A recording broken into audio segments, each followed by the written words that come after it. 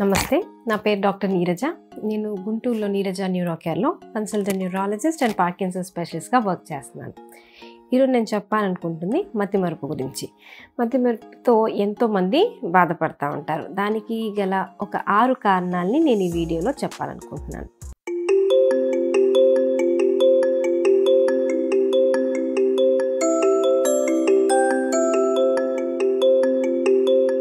జ్ఞాపక శక్తి అనేది ఒక్కొక్కరికి ఒక్కొక్కలా ఉంటుంది. ఇప్పుడు కొంతమంది పుట్టుకతోనే కొంచెం జ్ఞాపక శక్తి తక్కువగా ఉండొచ్చు.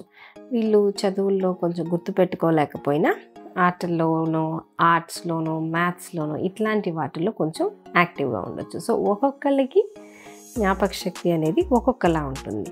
సో మనం ముందు నుంచే ఉన్నదాన్ని కంపేర్ చేసుకుంటాం అన్నమాట. ఇంతకు ముందుతో పోలిస్తే ఇప్పుడు ఎట్లా ఉంది అనేది. సో అది టైంతో పాటు తగ్గుతుంది అంటే అప్పుడు మనం మతిమరుపు వచ్చింది అని అనుకోవచ్చు. ముందు నుంచే ఉన్నదాన్ని మనం మతిమరుపులాగా పరిగణించాం. ఎప్పుడు షాప్కి పంపించినా సరే 2-3 మర్చిపోయి వస్తున్నారు అంటే అది ఇంతకు ముందు లేదు ఇప్పుడు వస్తుంది అంటేనే ఇబ్బంది. అది ఇంతకు ముందు ఉంది ఇప్పుడు ఉంది అంటే దాన్ని మనం ఇబ్బందిగా అనుకోం. వాళ్ళు దాని మీద అంత కాన్సన్ట్రేషన్ ఇవ్వట్లేదు కాబట్టి వాళ్ళకి పెద్దగా గుర్తుండట్లేదు. అది రోగం కాదు, వాళ్ళ లక్షణం అన్నట్టు అంతే. కానీ కొంతమందికి ఇంతకు ముందు గుర్తుండేవి ఈ మధ్య సరిగ్గా గుర్తుండట్లేదు అనేది జరిగినప్పుడు అది ఎందువల్ల అనేది మనం తెలుసుకోవాలి. వీటిల్లో ఈ 6 కారణాల్లో మొట్టమొదటిది చాలా కామన్గా చూసేది వయసు. అది ఎవరికైనా సరే టైంతో పాటు పెరుగుతూ పోతుంది, వెనక్కి అనేది వెళ్ళదన్నమాట. సో వయసు పెరిగే కొద్దీ మనం చూస్తుంటాం ఒకప్పుడు అంత ఫాస్ట్గా ఉండదు, ఆలోచనలు అనేది కొంచెం స్లో అవుతారు. కొన్ని పేర్లు అనేది గుర్తుకు రావు, నాలుగు చివరినే ఉన్నట్టు అనిపిస్తూ ఉండేది కానీ అది బయటికి రాదనమాట. దీంతోపాటు ఏది ఎక్కడ పెట్టాము అనేది చిన్నది మర్చిపోతూ ఉంటారు. సో ఇది వయసుతో పాటు అందరికీ వచ్చే మతిమరుపే. దాని గురించి మనం పెద్దగా ఆలోచించాల్సిన అవసరం లేదు. మనం ఎక్స్పెక్ట్ చేసిన దానికన్నా ఎక్కువగా మర్చిపోతున్నారంటేనే ఎందుకు అని చూస్తాం కానీ లైట్గా వచ్చేదాన్ని మనం పట్టించుకోం.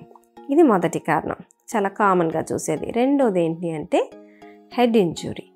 తలకి గాయం అయినప్పుడు, బలమైన గాయం అయినప్పుడు తలలో కొన్ని మార్పులు రావచ్చు. చిన్న బ్లీడింగ్ అవ్వడం కానీ, కొంతమందిలో సర్జరీ అయ్యేంత ఇబ్బంది కానీ ఇట్లా రావచ్చు. ఇది జరిగిన తర్వాత కొంచెం జ్ఞాపక శక్తి కొంతమందిలో కోల్పోతారనమాట.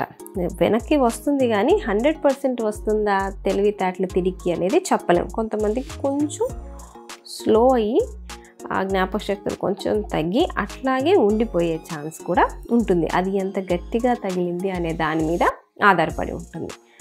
మూడో కారణం ఏంటి అంటే మానసిక ఆందోళన. ఈ మధ్య కాలంలోనే ఇప్పుడు వైఫ్ చనిపోయింది, హస్బెండ్ చనిపోయారు, లేకపోతే పిల్లలు చనిపోయారు, ఇట్లాంటివి జరిగినప్పుడు వాళ్ళకి డిప్రెషన్ ఉంటుంది.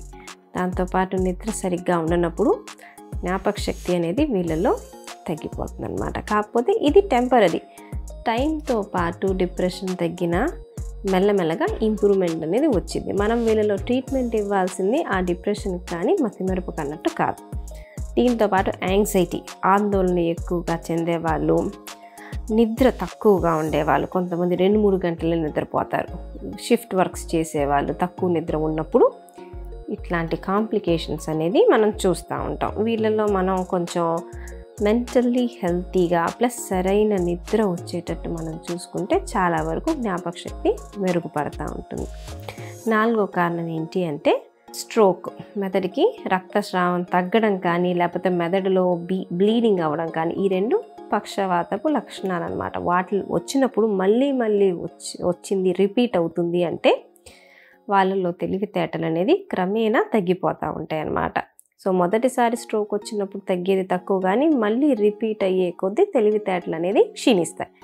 సో మనం ఇది ఎందువల్ల అయినా అయి ఉండొచ్చు, షుగర్ వల్లనో, బీపీ వల్లనో, వీటి వల్ల మనకి పక్షవాతాలు అనేవి వస్తుంటాయి. అవి రాకుండా చూసుకుంటే తెలివితేటలు తగ్గకుండా మనం కాపాడుకోవచ్చు.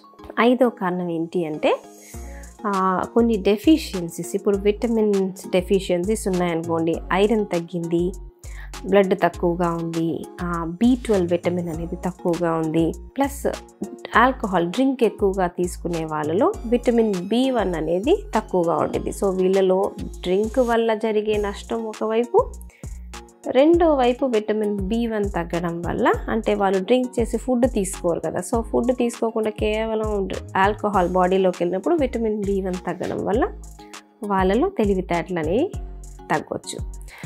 దీంతోపాటు థైరాయిడ్ సమస్యలు, కొంచెం హైపోథైరాయిడిజం బాగా ఎక్కువగా ఉన్న వాళ్ళలో, ఎస్పెషల్లీ పిల్లల్లో హైపోథైరాయిడిజం మనం కనిపెట్టకపోతే థైరాయిడ్ ప్రాబ్లం వల్ల కూడా ఇవన్నీ రావచ్చు. సో ఇవి డైరెక్ట్గా మెదడులో స్టార్ట్ అయ్యేవి కాదు, మన బాడీలో డైట్లో వీటిల్లో తేడాలు రావడం వల్ల ఆ ఎఫెక్ట్ బ్రెయిన్ మీదకి చూపిస్తూ ఉంటుంది. సో మనం వీళ్ళలో విటమిన్ సప్లిమెంట్స్ పెట్టుకొని డ్రింక్స్ చేయకుండా ఆపి జాగ్రత్తగా తీసుకుంటే ఇంప్రూవ్మెంట్ అనేది వస్తుందన్నమాట. అన్నిటికన్నా లాస్ట్ నేను చెప్పబోతుంది డిమెన్షియా గురించి. డిమెన్షియా అనేది జ్ఞాపక శక్తికి సంబంధించిన ఒక రోగం. ఇది మనము వయసుతో పాటు వచ్చే మతిమరుపు లాంటిది కాదు. ఇది మెల్లమెల్లగా పెరిగి వాళ్ళ పనులు కూడా వాళ్ళు చేసుకోలేని రోజు వస్తుందన్నమాట. సో ఇది మామూలుగా చాలా వరకు 60 దాటిన వాళ్ళలో వస్తుంది. కొంతమందిలో చిన్న వయసులో రావచ్చు, కానీ 60 ఏళ్ళు తర్వాత పైబడిన వాళ్ళలో వచ్చే ఛాన్సెస్ ఎక్కువ. చాలాసార్లు మనం ఎక్కడ పొరపడతామంటే వయసుతో పాటు వచ్చిందనుకొని దాన్ని నిర్లక్ష్యం చేస్తాం. సో మనకు తెలిసేటప్పటికీ రోగం చాలా వరకు చేజారిపోయి ఉంటుంది. సో ఈ జబ్బు డిమెన్షియా గురించి మనకి అవగాహన ఉండాలి. వయసు పెరిగినప్పుడు మతిమరుపు వస్తుంది అంటే ఇది డిమెన్షియా అయి ఉండొచ్చా అని మనం ముందే చెక్ చేసుకుంటూ ఉండాలన్నమాట. సో ఈ కారణాలన్నీ మనం చాలా వరకు ట్రీట్ చేయగలిగేవి, కొన్ని మనం ట్రీట్ చేయలేనివి అన్నట్టు. సో ఏదైనా సరే ముందే కనిపెట్టడం అనేది ఇంపార్టెంట్. మనం బాగా సోషల్గా యాక్టివ్గా, ఫిజికల్గా యాక్టివ్గా ఉండాలి. అంటే ఏంటి అంటే ఎక్సర్సైజెస్ రెగ్యులర్గా చేయడం, వాకింగ్ ఏదో ఒకటి ఎవ్రీడే ఒక 45 మినిట్స్ ఎక్సర్సైజ్ చేసుకోవడం, డైట్ బాగుండాలి, విటమిన్స్ బాగుండేటట్టు. అంటే రైస్ ఎక్కువగా తీసుకోవడం వల్ల వచ్చేదేం లేదు.